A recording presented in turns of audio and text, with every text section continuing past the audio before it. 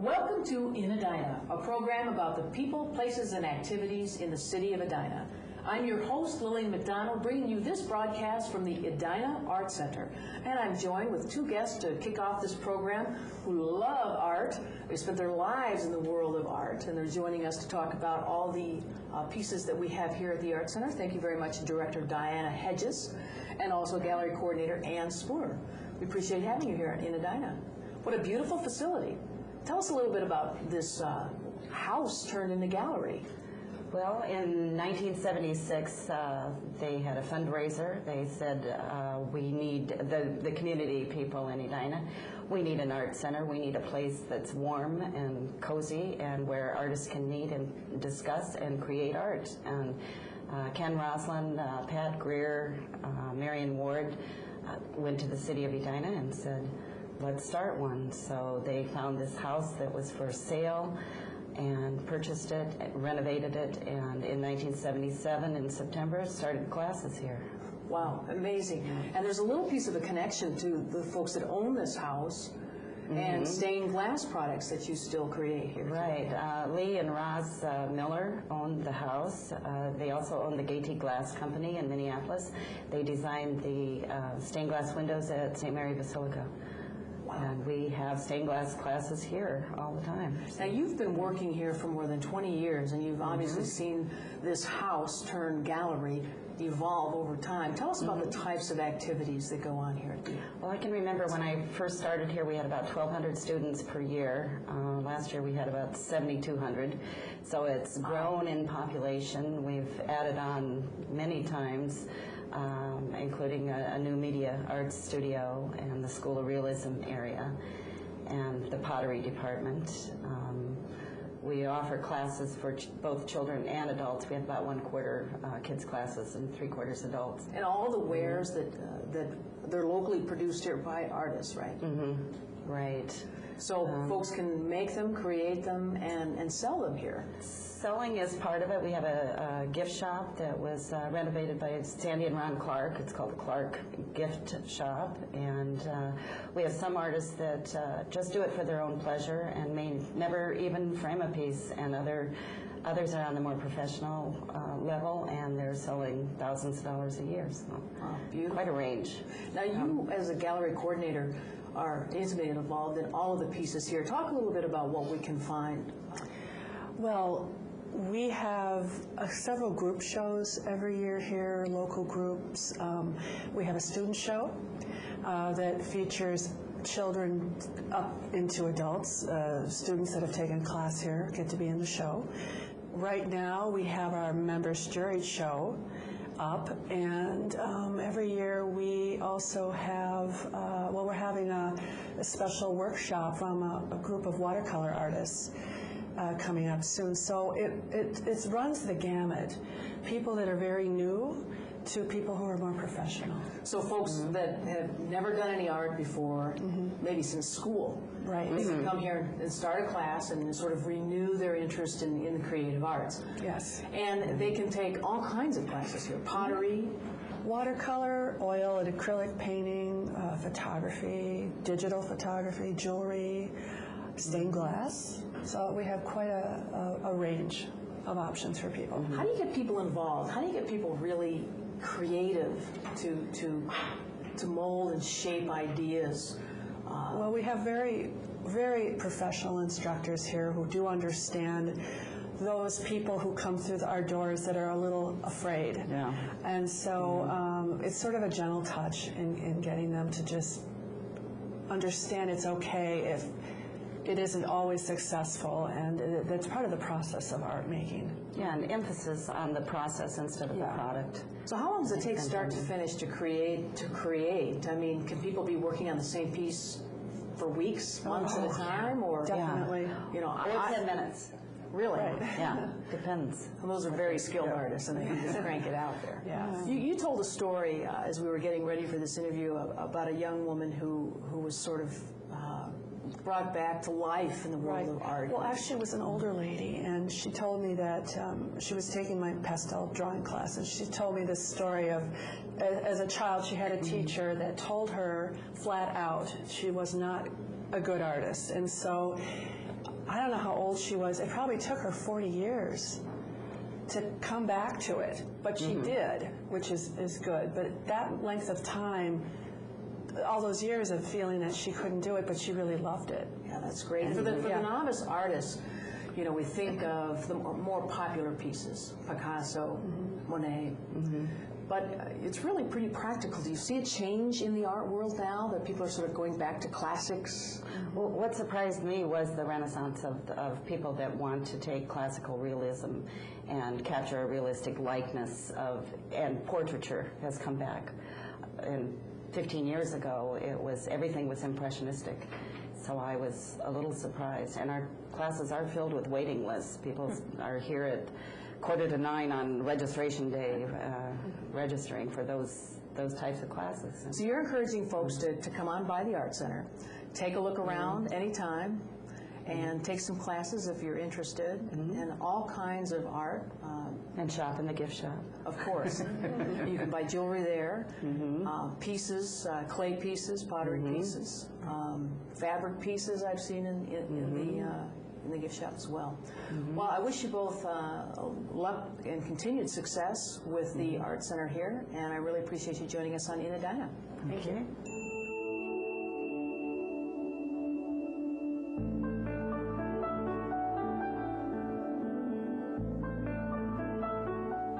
Everybody has a little creative genius inside of them, and to help draw that creative energy out, we have Director Michael Fry here from the Edina Art Center. Thanks for joining us. You're welcome. Appreciate it. The School of Realism.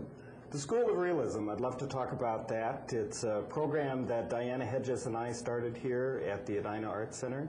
And it's a program in classical realism that we're trying to develop people into painters. And Wow. So you have students of all ages come in here students for of this? all ages. My youngest student currently is 29 years old, and I have an individual who is over 70 right now. So we work with all different ages, and people have come to me with a passion and a desire to learn how to paint, and that is what we do here. That we teach them how to paint, we give them the technical language and how to paint, and we turn them into painters. Now, I don't know a lot about painting, but I'm just trying to understand how you would even begin. You just give them a canvas, or start to draw? We start them in a very specific way, and we teach them how to draw, and there are specific exercises that you do. You work with a plaster cast, and it's very rigorous, very technical, and so you try to teach the eye how to see, and then they start moving into still life, and they move into portrait work, and then they work into color. So it's a very specific training program that we send them through, and they don't just jump right into canvas work and painting because they'd be a little confused. Yeah, I know I would. But it's nice that you have somebody who can help you along the way with some techniques and some ideas, because it's not complicated work, but it is creative work, which is complex in its own right. How do you get folks going? And I mean, I would think it would be tough to be creative on the spot. A lot of the people who come to me have the same passion that I have. They have a desire that they want to paint, and I think they have had a lot of creativity as a gift that they just want to share with the world. So a lot of those people have that creativity, and it's my job to nurture them and mentor them and help bring that out in the way that they want to. And some of the pieces around us come from your very students. There's quite a few students of mine that are represented here in the gallery. This is our juried show, So they have submitted work here. Start to finish, the School of Realism, start to finish, how long does it take to be a trained painter? As long as the student wants to take. I've had a couple of students who have gone just 2 years, and then other students are committed to going 4 or 5 years.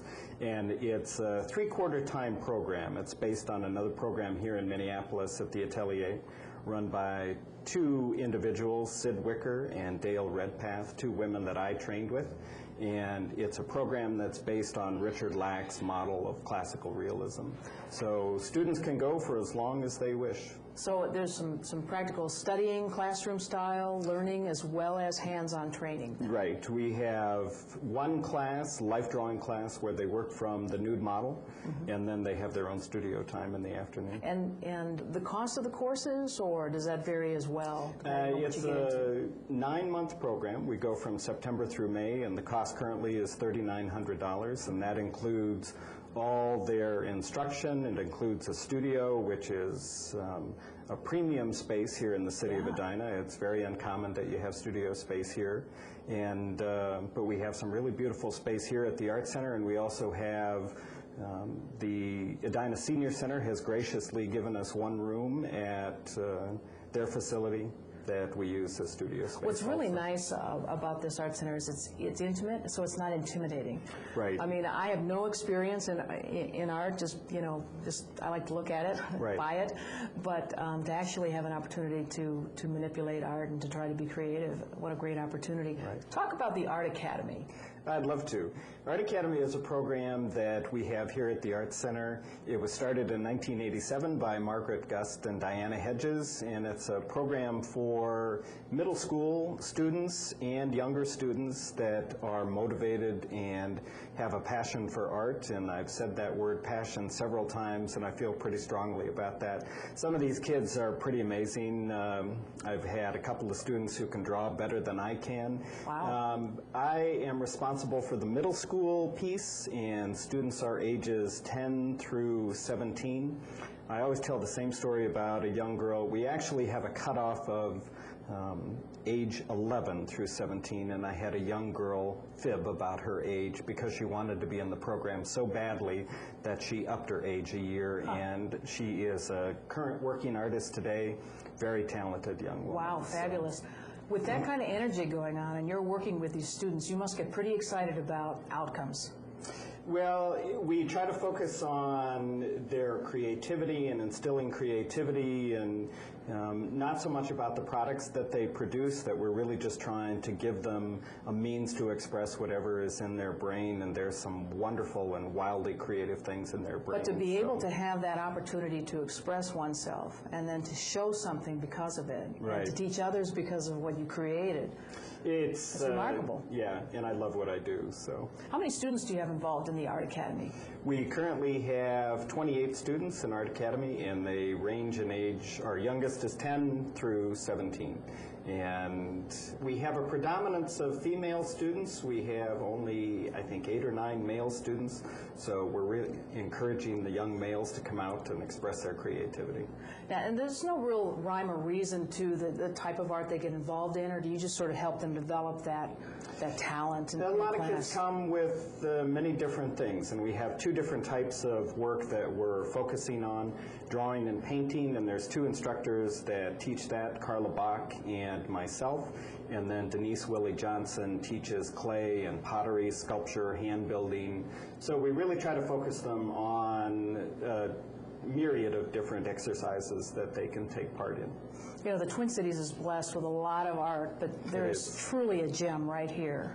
I feel that. We have a great, intimate environment here. A lot of people respond really well to our facility. It's not too big. It's nice and small and cozy and homey, and they love working here, and it's a great place to I can work. tell you enjoy teaching here, too. I do. Thanks so much for joining us. Thank on you, Edina. Lillian.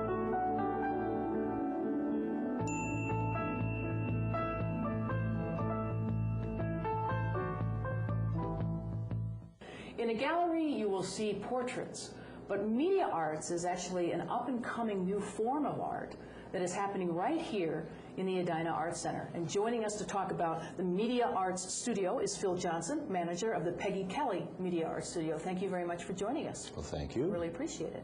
It's interesting, when we talk about media arts, you're talking about taking old format media, photographs, Right. slides, Yes, 8mm, exactly. or in the music world, audio cassettes, Correct. and sort of upgrading them so those memories last forever. Talk a little bit about that. Well, we're the electronic part of the Art Center, and for the last 9 years, people have been coming in here to use our specialized equipment to transfer old home movies, which of course are the films, 8mm, Super 8, and sometimes 16mm, which were more like the films shown in schools and industrial films. And then they also come in to do other things like slides to DVD. You can actually scan those, and then you accumulate them. And once we have them accumulated on the computer, you can put background music, you can add narration, and make a DVD video show, if you would like to call it So that. these are like multimedia projects. Exactly. It's another form of art altogether in the Exactly. digital world. Yes. But it's also preserving material that you've developed in your family over time. That's right. Because the film gets brittle and it breaks, and you like to have pictures of the generations as they go on. Yes, all of this stuff is wearing out or fading, or it's losing its quality. So people are increasingly concerned about saving that. And usually it's one family member who says, we have to save Yeah, this stuff. yeah. And they organize the family, and they get things together, and then they contact us, and we help them with their project. So this is a do-it-yourself studio. Yes. Okay. Yes. In fact, we're the only do-it-yourself operation in the state of Minnesota, as far as I know. You can have this done in a number of different places. They'll do a fine job for you. But of course, they have to be compensated for their labor, so their costs are going to be higher. And not only that, but they don't know your family as well as you do. Well, that's right. So you And can put in the little you- stories about, Uncle so-and-so. You got it exactly right. The person who's driving this project for the family, they're going to benefit from the ability to have this information. And that information is going to be lost. Just think about the pictures. If somebody hasn't recorded who those people are, Yeah. then it's lost. You might as well not have the pictures in a couple of generations. It's true. I have some family overseas, and we got an email, and I didn't know who they were, and they said, well, check us out. Here's all our pictures. And it really helps if somebody puts a story behind who these individuals are and how we're all related. Exactly. 2 summers ago, we had a woman who was in her 50s, and she had organized the family pictures and slides and movies. And she did the work to put these things together. And she took the completed disc home. Her 94-year-old mother watched it. They talked about taking some notes. And then they came back in a couple of weeks later. And together they put a narration on that disc. It's beautiful. Telling who those people were and telling stories about them that only the mom could have known. And especially in her voice. How Yes. beautiful that is. Oh, yes. Yeah. And technology can be intimidating for people, but you're here to teach people how to do it, so it's not like it's going to be hard for them to learn how. Right. We show people how to do it, and we're never more than about 20 feet away while they're doing it. Wow. So the project can take as long or as little as they like. That's correct. And these are great things. I know at 50th wedding anniversaries when people roll out a little video of over time how the couple met and then they got married, maybe they had children, et cetera, et cetera. Yeah. Those are great pieces, birthdays, celebrations. You have a peak season, it's usually around the holiday time. It is. Begins in October, and we get very, very busy in the months of October, November, and December as people are trying to get those holiday gifts ready. But you'd like, the best time it comes really in the summertime when you're looking for a project to do then, right? Yes, the spring and the summer are the best times to come because we have lots of availability then. And it's not just photographs. You also like to do music, so you take cassettes and turn that into some CDs you can preserve old Yes, favorites. as long as you own the cassette or the vinyl disc, or I should say record, then you have the ability and the rights to make one copy for your own use, and we help you do that. That's a lot of fun. Phil Johnson, thanks so much for talking to us about the Peggy Kelly Media Art Studios. Thank you. It's a lot of fun. It is.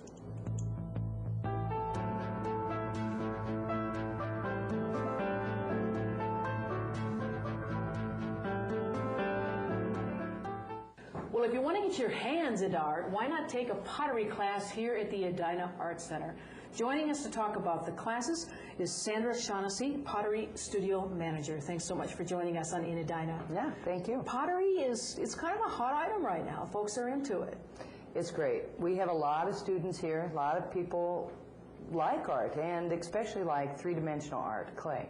Yeah, because you get to manipulate it.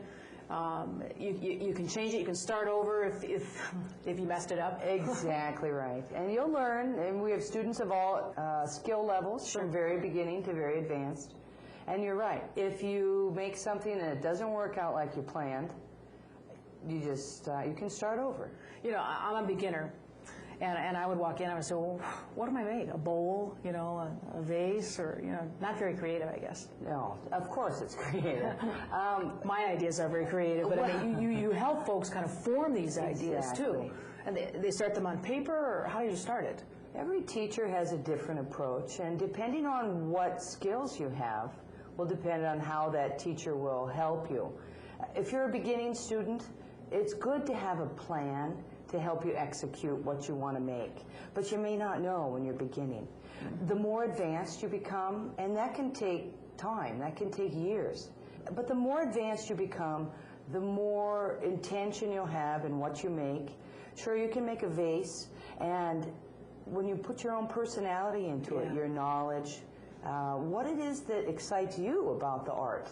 Could be color, could be shape, texture, asymmetry, combining it with other materials. And you bring it home, it becomes a conversation piece that you can show off. Exactly. You have several kilns here. We do. We have numerous kilns, anything from electric kilns, gas, some that we are gas-fired, high-temperature stoneware and porcelain, some we fire with wood, some we use baking soda in the kiln to glaze the pot.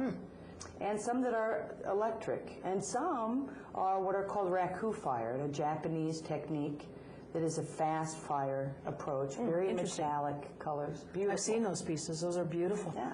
Now, what's interesting too is that you get different kinds of clay. You know, people just think there's only one kind, but you were talking about porcelain clay. Right. Clean looks. Exactly. Very pure, very white.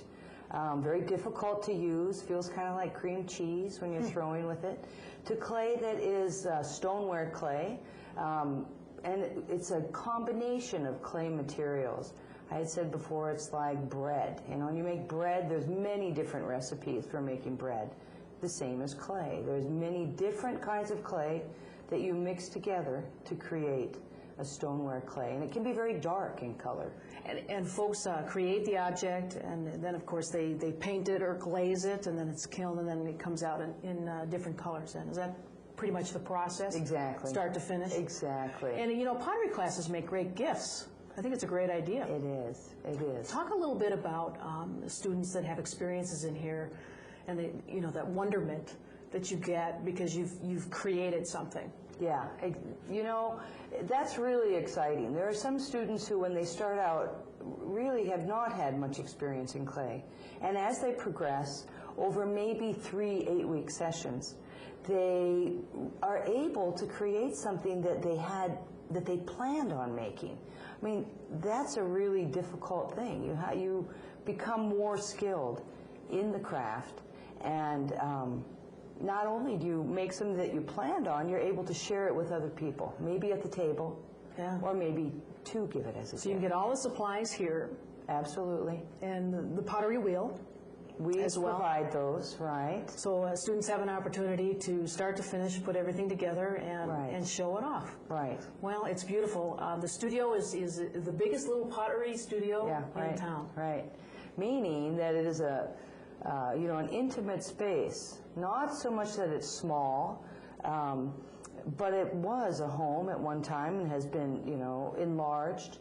We do have 2 pottery studios, 2 spaces in this at the Edina Art Center. One that really focuses on wheel throwing.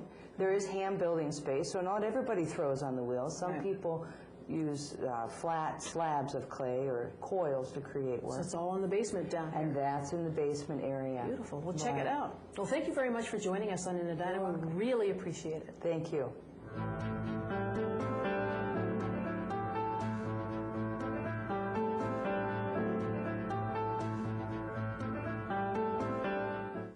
Well, if you take a look around the city of Edina, you'll see some beautiful pieces of art, and we're really fortunate to have that character sprinkled throughout the community, and there's a committee involved in choosing what pieces go where.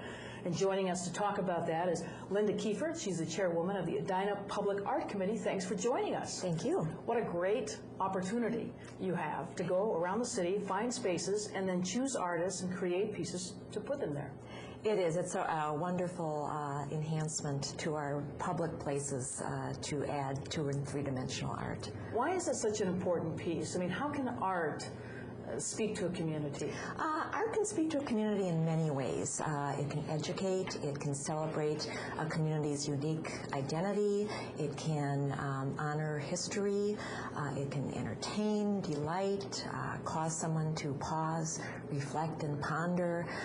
Really many ways that art enhances our quality of life. This is a fairly new committee, only a few years old. It is. And some of the most recent pieces that you've added include the stained glass window at City Hall. Right. This is a piece that was installed in 2006. We worked on it 2 years prior to the installation. It's a wonderful two-story depiction of the original 1857 mill site, really across the street from the City Hall, the Minnehaha Creek mill site. And this was really our first big project. And it kind of gives you a sense of pride when you see a piece like that go in there. Yes, it does. And we've got something new to look forward to. You want to talk about that and let our viewers know? The Centennial Lakes area, specifically, it will be just west of the new Target store, will be a great pedestrian and bicycle walkway, rideway, whatever, where there will be extensive landscaping and many places for public art. But at the gateway, and that specific location is kind of up for grabs, but somewhere in that area will be a spot for a large gateway sculpture. So you're talking something that we're going to be able to see from the street easily. Oh, yes. It's definitely going to show off the city. Yes. And you have been looking at proposals from artists all around the country since last summer. Right. What we did is send out an RFQ, or a request for qualifications, to artists throughout Minnesota and all over the country, asking for portfolios of past works. We received several responses, and of those we narrowed it down to 3 finalists, and we will be interviewing them soon and choose our 1 finalist. Wow. These are local finalists? Well, all 3 finalists are local. Just happened to be... Just happened that way, and we're thrilled because I think it lends to the importance and significance of the piece to have local artists involved. And they get to choose what materials they use. Yes, so it could they be do. stone, it could be metal, it could be a combination. Right, right. Obviously, it has to be something that would stand up to the elements because this is going to be a permanent sculpture that will be outside for many, many years. So you'll announce that probably at the beginning of the year? Yes. Okay. Yes. Who pays for this? This particular sculpture, the gateway sculpture we've been talking about, is made available through a private donation. We are very excited. A couple that has been living in Edina for years, very philanthropic couple, has agreed to donate the funds for this project, and we are thrilled. Very generous. The other ways that you fundraise for public art, you have events, activities? Fundraising events, private donors, also some seed money through the city. One of our best and most successful fundraising activities is something that residents can do through their quarterly utility bill. They can choose to add on $1, $5, $10, or $25 or more to the quarterly bill, and this will be done automatically, so it's not something they would actually have to do each quarter. And it's a voluntary activity, so it's a way for them to participate in the community art.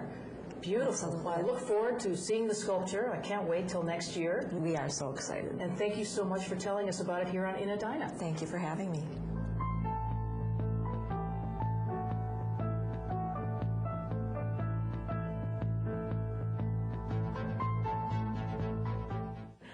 We'd like to thank the Edina Art Center for letting us bring this broadcast to you from their gallery and studios. If you get a chance, come on by and check it out. Or maybe pick up something from the gift shop, or better yet, try your own creative energy right here by taking one of the classes. Special thanks to all of our guests who join us on In Edina. For now, I'm your host, Lillian McDonald. Have a great day.